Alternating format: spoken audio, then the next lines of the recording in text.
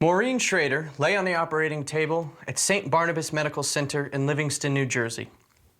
4 mechanical arms moved with precision over her abdomen. In one arm was a high-definition camera. The other 3 contained small surgical instruments that made a 5-centimeter incision just below her rib cage. It was a tiny opening, but it was big enough to put a new kidney into Maureen's body. At no point during the surgery did the surgeon actually touch Maureen. In fact, he sat several feet away, peering into a monitor and holding what looked like video game controls. But the work of his hands was digitally recorded and sent to the robotic arms, which mimicked his every movement. The robot became an extension of the surgeon, and together they transplanted the kidney.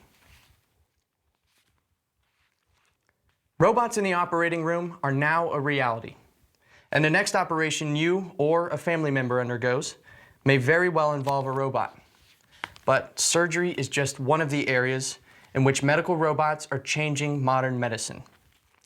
As a pre-med student interested in becoming a surgeon, I've long been fascinated with medical robots.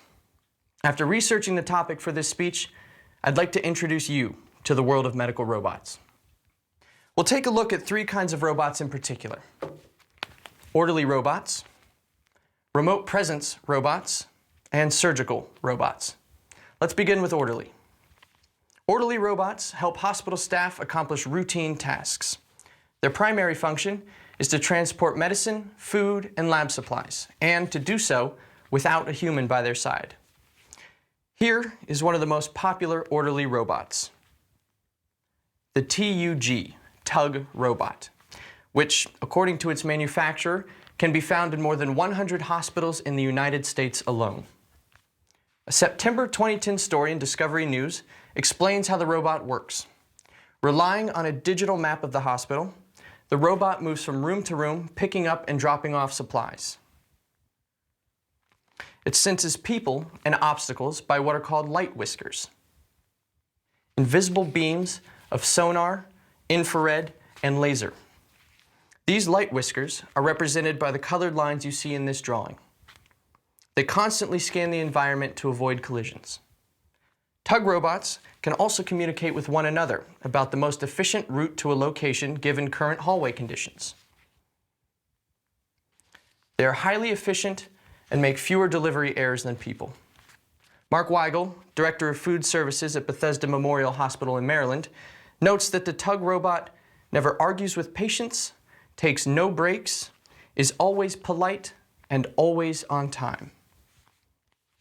But orderly robots are not the only robots transforming modern medicine. Remote presence robots allow a doctor to visit with a patient even when the doctor is not in the same room. Remote presence means that the doctor can be present with the patient even when the doctor is in a remote location. Imagine, you're sitting in a hospital room and in comes this, the RP7. A 2009 story in US News and World Report explains that physicians can pilot these robots from a laptop located anywhere in the hospital or in the world.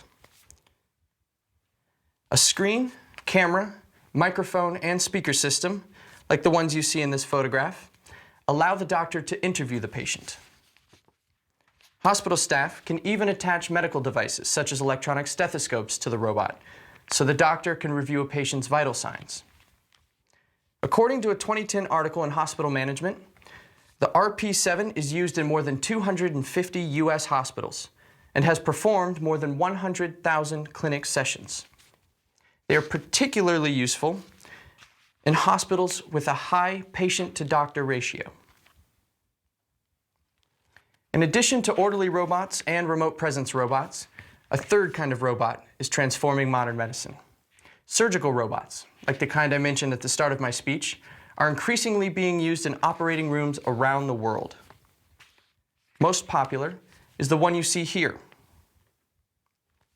the Da Vinci. According to a 2010 article in the Miami Herald, there are more than 1,400 Da Vinci robots in hospitals worldwide, and they're used in more than 200,000 operations every year. How does Da Vinci work? Intuitive Surgical, maker of Da Vinci, explains that the surgeon controls a robot from a remote terminal. You can see the terminal in this photograph. Usually the terminal is a few feet away, as in the photograph, but it can be as far as thousands of miles away. So a surgeon in San Francisco can operate on a patient in Miami. The surgeon controls the robot's arms utilizing an interactive 3D imaging system. But make no mistake, even though the robot is touching the patient, the surgeon is always in control. Doctors love Da Vinci because it dramatically improves the quality of surgical procedures. Dr. Jeffrey Wolf, a head and neck surgeon at the University of Maryland Medical Center, states that Da Vinci gives us unprecedented access with really good 3D visualization. We're now able to perform intricate surgeries in a very small space with great dexterity. Da Vinci also reduces the risk of post-surgery complications, allows for faster healing, and helps patients leave the hospital sooner. In conclusion, we've seen that medical robots are playing an increasingly important role in modern medicine. Whether it's running errands for hospital employees, helping physicians connect with their patients, or acting as a surgeon's eyes and hands, medical robots have brought the future into the present. So the next time you find yourself at the hospital, keep your eyes peeled for the kind of technological marvels that used to only exist in science fiction. Medical robots are now a matter of science fact.